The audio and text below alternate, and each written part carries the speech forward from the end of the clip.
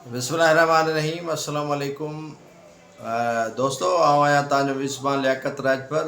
अहम मसला जेके सिंध जा आहिनि, सिंध जा जेके इशूज़ आहिनि, हिकु दफ़ो ॿीहर उहे खणी तव्हांजी ख़िदमत में हाज़िर थियो आहियां ऐं उन्हनि अहम मसलनि में सिंध जो अमन अमान आहे ऐं ॾियाम ख़ान शोरो वज़ीर आपाशी सखर बैराज जे दरवाज़नि जे टुटण जी जेका कमेटी ठाही आहे उन्हनि जे रिपोर्ट जो इंतज़ारु आहे। उन रिपोर्ट में छा हूंदो उन ते तव्हां सां ॻाल्हि ॿोल थींदी। ऐं सिविल अस्पताल कराची मां 32 करोड़ रुपयनि जूं दवाऊं कैंसर जे इलाज जूं उहे ग़ाइबु थी वियूं आहिनि। FIR सिर्फ़ु 2 स्टाफ जे मुलाज़िमनि ते दाख़िल कई वई आहे। उन खां अलावा बिजली ऐं गैस सिंध ऐं बलूचिस्तान ॾिए पियो, पर वफ़ाक़ नोटिफिकेशन जारी कयो आहे त सिंध ऐं बलूचिस्तान जे माण्हुनि खे नया कनेक्शन गैस जा न ॾिना वेंदा। उन ते ॻाल्हाईंदासीं। उन खां पोइ दादूअ में हिकु नौजवान नियाज़ खे लाखेर खे पुलिस ज़िंदा गिरफ़्तार कयो ऐं उन ते रड़ियूं थो करे। वीडियो जेको सोशल मीडिया ते कल्ह खां वठी वायरल आहे त उन में उहो दावो थो करे त मूंखे पुलिस भत्ते जे लाइ गिरफ़्तार करे रही आहे, ईद ख़र्चीअ जे लाइ, ऐं उन खां पोइ उनखे गुज़िरियल ॾींहुं पुलिस मुक़ाबले में मारियो वञे थो। उन ते बि ॻाल्हाईंदासीं त पुलिस जेके मावरा अदालती क़त्ल करे पई उन्हनि ते।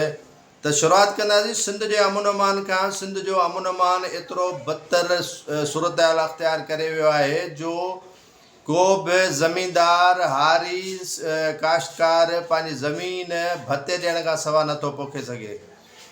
जैकाबाद डिस्ट्रिक्ट जी ॻाल्हि कंदासीं त उते एतिरी सूरत हाल गंभीर थी वई आहे जो का बि तव्हां वाह जी शाखनि जी खाटी नथा करे सघो जेसिताईं तव्हां दाड़ेलनि ऐं ॾुआरनि खे भत्तो नथा ॾियो।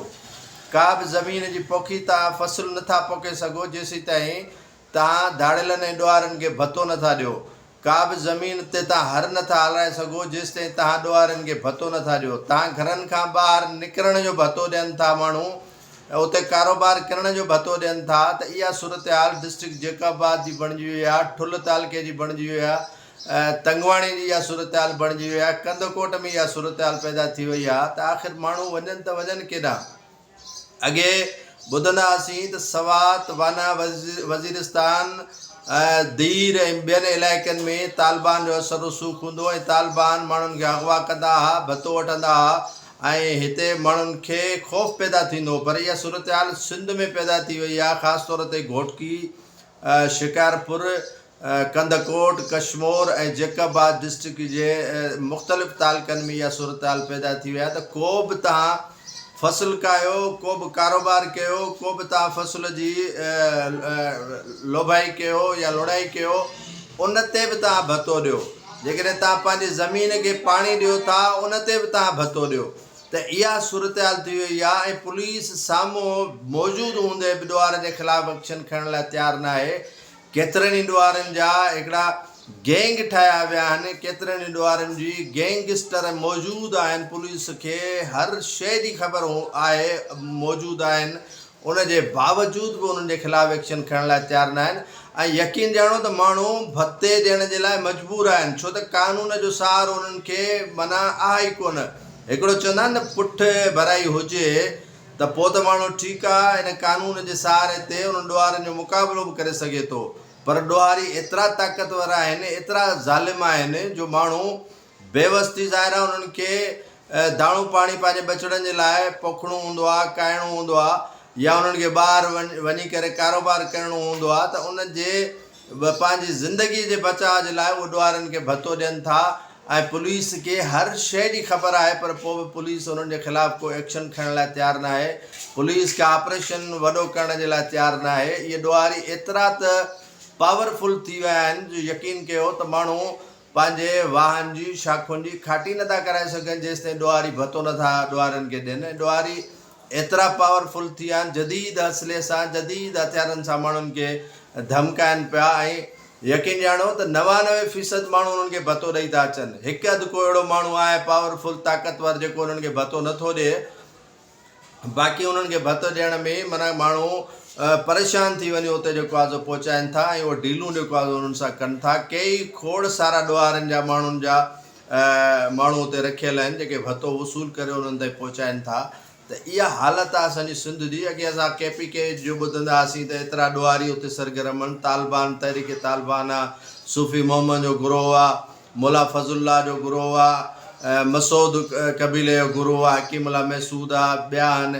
पर हिते त माना ॻाल्हि उन्हनि खां बि वधी वई आहे। हिते त माना उहे शायदि इन्हनि फ़सुल ते कोन पैसा वठंदा हूंदा, पर हिते त माना जेकॾहिं तव्हां भिंडी पोखियो था, तव्हां को गिदरो पोखियो था, को हिंदाणो वंगो पोखियो था, या तव्हां सारी पोखियो था, या को ॿियो फ़सुलु पोखियो था, त उते इहा सूरत हाल बीठी आहे। तव्हां अॻ में भतो ॾियो, उनखां पोइ तव्हां पोखी कयो, उनखां पोइ तव्हां उन्हनि खे पाणी ॾियो, उनखां पोइ तव्हां उन्हनि जी लुड़ाई कयो।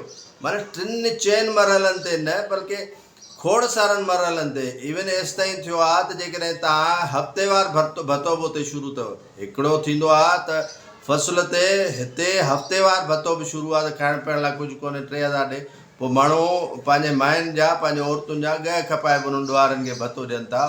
मजबूर आहिनि माण्हू, कानून जो को सहारो उन्हनि खे कोन्हे, को इंतिज़ामिया जो को सहारो कोन्हे, को मजबूर थी करे माण्हू इहो शइ करण लाइ माना तयारु थिया आहिनि त भई भतो ॾेई असां पंहिंजी जान हाजी करायूं, ॾुआरनि खे असां भतो ॾियूं, तॾहिं असांजी जेको आहे सो जान हाजी थींदी। पर ॾुआरी एतिरा पावरफुल आहिनि त उन्हनि जे ख़िलाफ़ु को एक्शन खणण लाइ तयारु न आहे। वज़ीर आपाशी आहे जाम ख़ान शोरो, हुन कमेटी ठाही आहे 5 रुकनी। हाणे 5 रुकनी अॼु ॾींहं ताईं जेके कमेटियूं ठहियूं आहिनि, तव्हांखे पाण खे बि ख़बर आहे त उन्हनि जो को बि ॾच पतो ई न हूंदो आहे। ऐं 5 ॾींहंनि जे अंदरि अंदरि हुन रिपोर्ट जेको आहे सो मुरतब करण जी ॻाल्हि कई आहे वज़ीर आपाशी साहिबु। त पावरफुल वज़ीर आपाशी पाण बि न आहे। जेकॾहिं ॾिठो वञे त उहो पावरफुल चइजे त भई वज़ीर आपाशी आहे, हुनजी कमेटी ते एक्शन थींदो, उहो वॾो जेको आहे पावरफुल आहे पाण।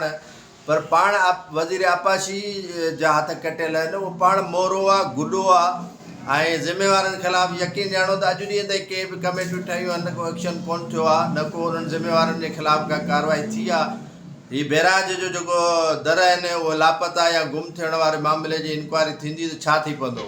उहो चवंदा आहिनि त जेकॾहिं एमड़ा पाणी ॾिनो त छा थी पियो। काफ़ी कल दोस्तनि इन मामले ते तज़किरो कयो। मुंहिंजो हुकुमरान वॾा हिकिड़ा पंहिंजो थी विया आहिनि, नक जा एॾा पका थी विया आहिनि जो उन्हनि खे सनी थुली ॻाल्हि सम्झ में कोन थी अचे ऐं उन्हनि जे कननि मां गुज़री वञे थी। ऐं काफ़ी दोस्तनि इन ॻाल्हि सां सहमत बि थिया त तव्हां जेतिरो बि उन्हनि खे आइनूं ॾेखारियो था, उन्हनि खे फ़र्क़ु पवण वारो कोन्हे को। हू फिरौन ऐं जेको आहे सो कारून थी विया आहिनि, उन्हनि खे को इन्हनि शयुनि जो लाचार बि कोन्हे को, न को फ़र्क़ु पवण वारो आहे। जॾहिं जिथे 100 माण्हू सना ख़ान हुजे, हिकिड़ो माण्हू उन्हनि खे आइनूं ॾेखारे त ज़ाहिरी ॻाल्हि आहे उहो सना ख़ान वधीक हूंदा न। ऐं तक़रीबन असांजे सहाफ़िन में उन जा खोड़ सारा सना ख़ान आहिनि जेके भले भले कनि था, वाह कनि था, ज़बरदस्त गुड वर्क आहे उन्हनि जो, वज़ीरनि जो गुड वर्क आहे, हुकूमत जो गुड वर्क आहे, वज़ीर इतलात जो, सभु बहितर अंदाज़ में बहितर सम्थ में कमु कनि था। त असां जहिड़नि जेकॾहिं ॻाल्हायो त ॼण अटे में लूणु बराबरि हूंदो या मके खजूर मोकिलिणो हूंदो तोहफ़े में, सो इन कमेटीअ जो को असरु कोन पवंदो। कमेटी ईअं ई ठही आहे जान छॾाइण जे लाइ। पोइ इन जो को ख़ासि जाम ख़ान शोरे जे बेहसी जी असांखे ख़बर आहे, बेवसा उन जी कहिड़ी जेको आहे अख़्तियार आहिनि, उन कमेटी ठाही आहे। हू जेकॾहिं कमेटी ठाहे आहे न, पहिरें ॾींहुं ठाहे हलियो वञे हा, हू 3 ॾींहंनि खां पोइ कमेटी दुधराट ठाहे ऐं ज़ाहिर कंहिंजे चवण ते ठाही हूंदई त कंहिं चयो हूंदुसि त तूं हाणे इहो ऐलान कर त कमेटी ठाहियूं था, उहा फ़ैसिला कंदी। कहिड़ा फ़ैसिला हूंदा, कहिड़ियूं कमेटियूं ठहियूं हूंदियूं, इहे ॿियनि खे वञी ॿुधायो। या असांखे ख़बर आहे त इन्हनि कमेटियुनि जो को असरु थियण वारो कोन्हे को, ज़िम्मेवारनि जे ख़िलाफ़ु एक्शन थींदो कोन। असां वटि अहल इंजीनियर आहिनि कोन, असां वटि अहल माण्हू आहिनि कोन, असां वटि अहल वज़ीर आपाशी न आहे, असां वटि अहल सेक्रेटरी आपाशी न आहे, असां वटि अहल चीफ इंजीनियर इरिगेशन कोन्हे को। त बाक़ी इन खां वधीक कहिड़ी जेको आहे असांजी अहली हूंदी या अहलियत असांजी हूंदी या इन्हनि शयुनि में छा थींदो, कहिड़ो उन्हनि खे एक्शन थींदो। माण्हू मुअतल बि जेकॾहिं थींदा त वरी हिकिड़े हफ़्ते जे अंदरि बहाल थियनि था, वरी साॻियुनि पोस्टुनि ते अची वेहनि था। इहो कोई इशू थोरो ई आहे, हिननि जे लाइ को ॻाल्हि ई कोन्हे का। माण्हुनि जो प्रेशर डेवलप थिए थो, हुनखे घटि करण जे लाइ इहो पहिरियां कंदा आहिनि। कल्ह वफ़ाक़ी हुकूमत नोटिफिकेशन जारी कयो आहे त नवां गैस जा कनेक्शन सिंध ऐं पंजाब खे न मिलंदा। छो त सिंध ऐं पंजाब गैस ॾिए थो, चवंदा आहिनि पाणी मथे झूपड़ा ऐं मोरख उञ मरनि। असां पाण गैस खां महरूम, लोड शेडिंग असां वटि ऐं कनेक्शन असांखे न मिले। बलूचिस्तान मां गैस खणो, उतां कनेक्शन न ॾियो। सुई मां गैस खणो, उते कनेक्शन न ॾियो, उते जो माण्हू गैस खां महरूम हुजनि। घोटकी, खैरपुर, चूंडके जा माण्हू गैस खां महरूम हुजनि। बदीन, जोई, दादूअ जा माण्हू गैस खां महरूम हुजनि। त इहा सूरत हाल आहे। टंडे बागे ऐं कंढण जा माण्हू गैस खां महरूम हुजनि। सिंध जो माण्हू गैस जे लाइ परेशान आहे, बिजलीअ जे लाइ परेशान आहे। ऐं बिजली जेका आहे 3500 मेगावाट मुराद अली शाह थरकोल मां पैदा करे ॾिनी आहे पंहिंजो फैसलाबाद ग्रिड स्टेशन खे। ऐं उतां असांखे वरी बिजली मिलंदी, जेको जग ॾिसंदो, दुनिया ॾिसंदी, त असांखे उहे बहितरीनु बिजली ॾींदा, फ़राहम कंदा। मां कल्ह इन जे करे वीलाग में चयो त असांजी बिजली अगवा थी वई आहे। इहा अगवा अथव त थरकोल मां 3500 मेगावाट बिजली ॿियनि सूबनि खे ॾिनी वई आहे। असां वटि कलाकनि जा कलाक बिजली कोन्हे का। यकीन ॼाणो, 1 कलाक अचे थी त 3 कलाक जेको आहे लोड शेडिंग आहे, 4 कलाक लोड शेडिंग आहे। कराची जे अंदरि एतिरी लोड शेडिंग वधी वई आहे जो अलाह जी अमान। वरी उन्हनि ते टैक्सिस एतिरा लॻाया विया आहिनि जो असां पूरा थी नथा सघूं। इहा सूरत हाल आहे असांजे हिननि हुकुमराननि जी। ऐं सिंध उन्हनि ते चुप कई वेठी आहे। टैक्सिस एतिरा लॻनि था, 1000 रुपयो जेको आहे फिक्स लॻायो वियो आहे अलॻि। ऐं हीअ छा आहे, माना हिकिड़ो नाक ऐं कर आहे। ऐं कल्ह पाकिस्तान पीपल्स पार्टी क़ौमी असेंबली में पहुची वई ऐं उन्हनि जा मुतालबा कहिड़ा हुया, उहे सभु उन्हनि खे पंहिंजा पैसा मिलिया, उन्हनि फंड वरिता। बाक़ी सिंध जे अहम इशूज़ ते त उन्हनि न ॻाल्हायो, न को वरी वफ़ाक़ सां एहतजाज कयो त लोड शेडिंग छो आहे, इहे मामलात असां सां, इहा ज़्यादती छाजे लाइ थी थी। ऐं आसिफ़ा भुट्टो ज़रदारीअ लाइ ॿुधो आहे ऐं मूं ॾिठो पिए त उन ॻाल्हायो बिजली लोड शेडिंग ते। त सिंध जो वज़ीर आला छा थो करे? जेका नेशनल कोर कमेटी आहे उन में ॻाल्हाए न। क़ौमी कोर कमेटीअ में न ॻाल्हाईंदो त कीअं ख़बर पवंदी त सिंध में छा सूरत हाल आहे। पंजाब में शाहाना नमूने सां बिजली मिले थी, उहे उतां जा माण्हू सुखिया आहिनि, सताबा लॻा पिया आहिनि। असां वटि नाक आहे, असां वटि कर आहे, असां वटि ट्यूबवेल जा जेको आहे सो लाहे विया आहिनि। ट्रांसफार्मर, ट्यूबवेल बंदि, नाकारा 99%। असांखे हाणे बोर जी वारंटी ॾिनी वई आहे, उन जे लाइ असां को उपाउ न वरितो आहे। कमेटियूं ठाहियूं आहिनि त फंड किथां ईंदा ऐं कीअं खाईंदासीं, कंबल कीअं विराए पाण में खणंदासीं, खीमा कीअं विराए पाण में खणंदासीं, सुठो जेको चाइना खां असांजे लाइ सामान ईंदो उहो कीअं खाईंदासीं, ॿियनि मुल्कनि मां सामान ईंदो उहो कीअं खाईंदासीं। उहो हिन वक़्तु ई प्लानिंग हुननि शुरू करे ॾिनी आहे सिंध गवर्नमेंट। तो अलाह ई रहम करे।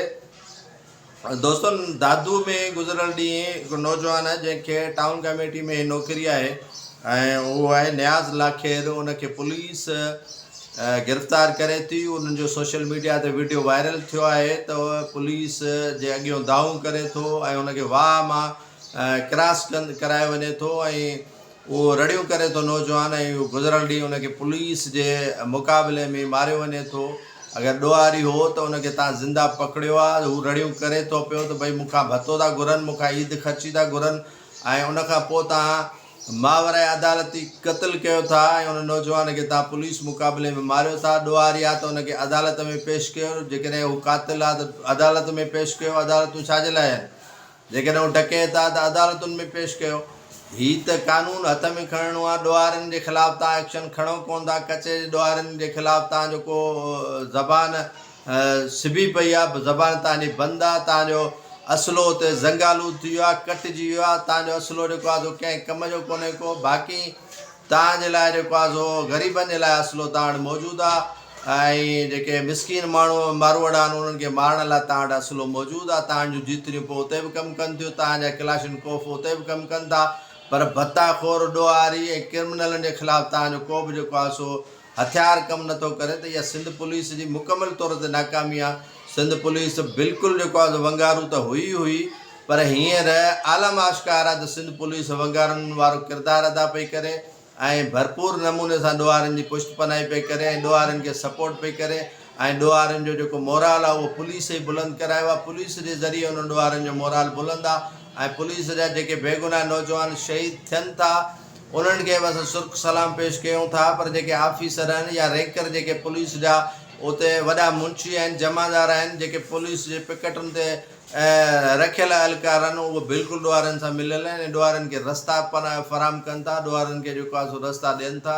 त हीअ सिंध जी जेका सूरत हाल जंहिं तरफ़ हुकुमरान वठियूं वञनि पिया, यकीन ॼाणो त ॾाढी भयानक आहे। हिकु त असांजी ज़राअत जो अघु न आहे, जेका असांजी शेर अघु आहे ज़राअत, माना ज़राअत ते ई सिंध बीठी आहे। जेकॾहिं ज़राअत कढी छॾियो त सिंध कुझु बि न आहे।